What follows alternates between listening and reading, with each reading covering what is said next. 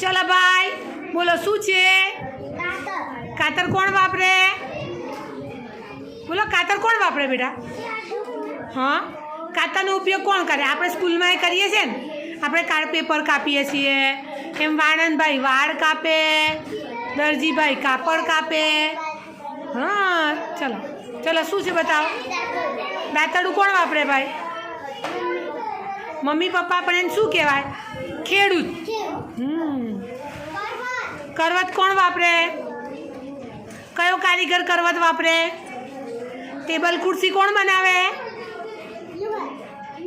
હે ટેબલ ખુરશી હા કોણ વાપરે? સુથાર ભાઈ. કરવત છે. ચાલો વેરી ગુડ. શું છે પણ પહેલાં બતાવો શું છે પણ આને શું કહેવાય? નામ શું છે બોલો તો ભાઈ? શું છે?